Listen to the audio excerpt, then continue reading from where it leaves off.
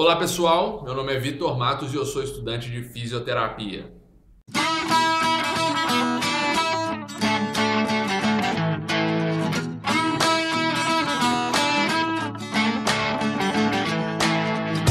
Galera, hoje a gente vai trabalhar dentro da disciplina de nome Fisiologia, tá certo? E a matéria vai ser ciclo cardíaco. Tudo bem, galera? Nós vamos falar do coração e de alguns eventos aí que passam-se dentro dele, tudo bem? Eu vou usar o espaço do quadro, todo o espaço do quadro para fazer as minhas anotações e com o meu desenho, tudo certo? Mas o título vai estar aí embaixo no vídeo, tudo bem? Então vamos lá, galera, ciclo cardíaco. Pessoal, o conjunto de eventos que passam-se dentro do início de um batimento do coração e do próximo batimento recebe o nome de ciclo cardíaco, tá certo?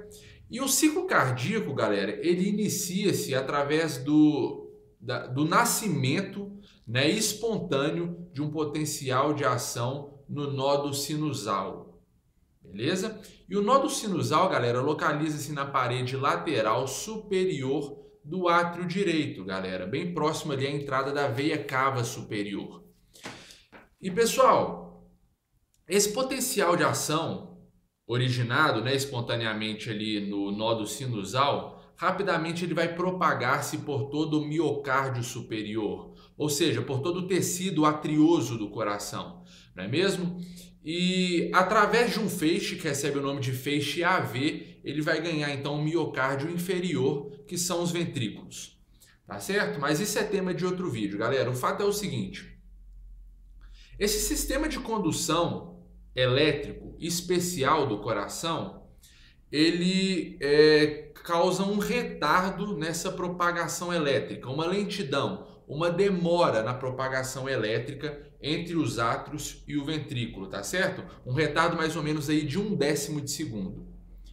E pessoal, isso nos ensina e isso nos mostra, nos fala sobre um evento que é mais ou menos o seguinte: os átrios, galera, eles conseguem contrair-se antes que os ventrículos contraiam-se. Isso nos ensina o seguinte, galera, que os átrios eles vão cumprir a função mais ou menos de uma bomba de escova para com os ventrículos, tá certo? E nós vamos falar ainda desse termo aqui, bomba de escova. E os ventrículos, galera, eles cumprem a função de deslocar, de debitar do coração tecido sanguíneo, tudo bem? E encaminhar todo esse sangue aí para o nosso sistema circulatório. Beleza? Funciona assim, é legal a gente entender isso. E galera, o ciclo cardíaco, pessoal, ele existe dentro de dois momentos. O primeiro momento é um momento de relaxamento do coração, que é onde esse coração vai estar sendo preenchido de sangue, que recebe o nome de diástole. E o segundo momento, galera, é um momento de contração desse mesmo órgão, que recebe o nome de sístole, tá certo? Aqui no quadro eu tentei tacar um gráfico, galera, que é um gráfico bem comum da gente encontrar, da gente topar por aí quando nós estamos estudando sobre ciclo cardíaco, tá certo? A gente tem a relação aqui de vários eventos que passam-se dentro do coração que estão aqui contidos nesse ciclo cardíaco, né? Que é a junção dos momentos de sístole e diástole, diástole e sístole, tá certo, pessoal? Nós temos várias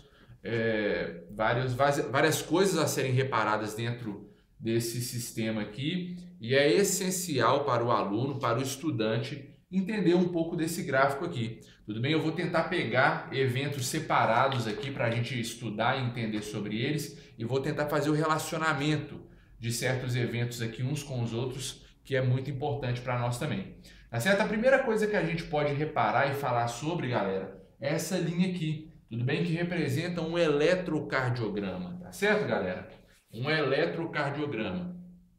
E, galera, qual que é a relação do eletrocardiograma, né, do eletrocardio aí, com o nosso ciclo cardíaco e com o nosso gráfico? Galera, então, a primeira coisa que a gente tem que entender aqui, né, para quem não percebeu, que o eletrocardiograma é aquele movimento que a gente vê muitas vezes em filmes, em novelas, né? Só espero que não seja o tipo de movimento que a gente observe na vida real, né? Porque um eletrocardiograma é um aparelho, né? Chama-se eletrocardiógrafo, né? Que ele vai monitorar, ele vai perceber ali todas as movimentações elétricas que passam-se no nosso coração, né? Através ali de receptores que ficam ficam acoplados exteriormente nos indivíduos, né? Na região do tórax, enfim, não é importante. O fato, galera, é que o eletrocardiograma são aquelas televisõezinhas que ficam do lado de um paciente acamado, né, que está no hospital, mostrando mais ou menos isso aqui para a gente. São ondas, né, atividades elétricas miocardiais. Tudo bem? E, pessoal, o eletrocardiograma, ele nos mostra exatamente ondas, tá certo? Ondas que recebem o nome de ondas P, Q, R, S e T. Tudo bem? E, galera, a onda P do eletrocardiograma, ela representa, galera, a disseminação da despolarização atrial. Beleza? E a onda P do eletrocárdio, ela acontece logo antes a contração desse átrio. Correto, galera? Vocês concordam comigo? A onda P é a disseminação da despolarização desse átrio, dessa porção muscular, tá certo? Então, logo depois disso, a gente vai ter o início da contração dessa porção de músculo, que são os átrios, tá certo? E percebam, galera, que isso é comprovado, né? Isso comprova-se aqui no nosso gráfico, por causa dessa linha pontilhada azul aqui, galera, que representa a pressão dos nossos átrios, a pressão atrial. Então, a gente tem o início da despolarização, a disseminação da despolarização atrial. Logo depois dessa onda P, a gente vai ter, então, a contração do átrio. E percebam, a pressão do átrio aumenta. A pressão do átrio aumenta, aqui na linha pontilhada azul. Tá certo, galera? Pessoal, depois disso, tem um tempo, 1/9 de segundo, galera, depois da onda P, a gente vai ter as ondas QRS. E as ondas QRS, galera, representam a despolarização ventricular. Beleza? A despolarização dos ventrículos. E a despolarização dos ventrículos, galera, elas acontecem e existem logo antes da sístole ventricular. Não é aquela mesma coisa? A sístole ventricular não é a contração dos ventrículos? Então, para que exista contração ventricular, a gente precisa que despolarize essa porção de músculo, que é o que representa e nos mostra as ondas QRS do eletrocardiograma, tudo bem? E aí a gente tem aqui também, pessoal, olha essa linha preta aqui, ó. Essa linha preta aqui, tá certo? Que essa linha aqui representa a pressão do nosso ventrículo. E olha o que acontece com a pressão do nosso ventrículo aqui depois das ondas QRS, galera, que é a despolarização do mesmo ventrículo. Aumenta demais, tá certo, galera? Nós vamos falar daquelas linhas ali ainda com calma, tudo bem? Só para vocês entenderem aqui o que se passa no eletrocardiograma. Então, pessoal, finalmente a gente tem a onda T, tudo bem? Que acontece aqui no final da sístole ventricular, no final da contração ventricular. A onda T do eletrocárdio, galera, nos mostra a repolarização desses ventrículos. Tá certo, galera? Que é um momento aí que dá início imediato ao processo de diástole, né? Que é o relaxamento do coração para receber conteúdo sanguíneo. Tudo bem, galera? É isso que nos mostra o eletrocardiograma. Onda P, despolarização atrial. As ondas QRS, a despolarização ventricular, e a onda T, a repolarização do ventrículo também. Dizem, pessoal, que a repolarização do átrio não tem no eletrocardiograma porque ela perde-se, ela esconde-se atrás da movimentação elétrica oriunda da despolarização do ventrículo. Então a gente não consegue perceber no eletrocárdio a repolarização do átrio, como a gente consegue perceber a repolarização dos ventrículos aqui, mostradas pela onda T. Tá certo? Curiosidade apenas. Beleza, galera? Pessoal, então é o seguinte, vem aqui comigo agora. Galera, normalmente, o sangue vindo das grandes veias aí, elas passam livremente para os átrios, tá certo? E cerca de 80% de todo esse sangue que vem das veias ganham diretamente os ventrículos, galera, passam livremente para os ventrículos. Tá certo, pessoal? E como que acontece isso? Esse período de enchimento do coração por sangue recebe o nome de diástole, não recebe? A gente aprendeu lá no início do vídeo. E galera, olha o que acontece aqui com qual que é a situação do nosso sangue no início da diástole. A gente tem as válvulas, né, ou válvulas AV, né, que são as válvulas átrio-ventrículo, que recebe o nome de tricúspide e bicúspide, elas estão abertas, galera. Então, o sangue chega das veias dentro do nosso coração, chegam ao nosso coração através das grandes veias e elas vão até os ventrículos de forma direta, de forma livre, somente passando pelos nossos átrios, tá certo? 80% dessa quantidade de sangue, tá certo? Vão direto para os nossos ventrículos, passando pelos átrios. E galera, então, esse sangue ganha os ventrículos antes mesmo que exista uma contração atrial. Olha que a onda P onde que ela está localizada, né, que representa a despolarização dos nossos átrios. Ela está localizada aqui mais ou menos, galera, no último terço da nossa diástole, né? Então olha o tanto de sangue que já entrou livremente para os ventrículos. Você entende? Galera, isso nos ensina uma coisa. O que eu estou querendo dizer é o seguinte. A contração atrial, galera, cumpre somente 20% do preenchimento dos ventrículos de sangue. Preenche 20% o nosso ventrículo de sangue. Vocês entendem isso que eu estou falando? Galera, fica fácil a gente entender, depois de compreender isso que eu acabei de falar, fica fácil de entender por que chamam, né? Por que a função dos átrios é somente de uma bomba de escorva para com os ventrículos. Né? E quando eu comecei a estudar isso aqui pela primeira vez, eu fiquei perdido sobre esse tema. Eu falei, que diabo é uma bomba de escorva, né? Então eu fui procurar a respeito do verbo escovar. O que é isso? E galera, escovar nada mais é do que a retirada de ar de um recipiente que já está preenchido por algo. A retirada de ar. E como que acontece esse processo de retirar o ar de um recipiente que já está preenchido por algo? Galera, é simplesmente terminando de completar esse recipiente com aquilo que ele já está preenchido. Quando você preenche, termina de encher esse recipiente com algo, o ar que está ali dentro vai sair, né? Vai ter que sair, porque alguma coisa vai entrar completando esse recipiente, o ar sai. Galera, por que os átrios eles são chamados, né? Eles são ditos aí, cumprem a função de bomba de escova para com os ventrículos? O sangue que chega pelas veias passam direto para os ventrículos, 80% desse sangue. Então, galera, acontece a contração atrial, que acrescenta, pessoal, somente 20% de sangue aos nossos ventrículos. Fato esse que somente, galera, potencializa a ação de contração ventricular, que libera e despeja sangue para todo o nosso sistema circulatório.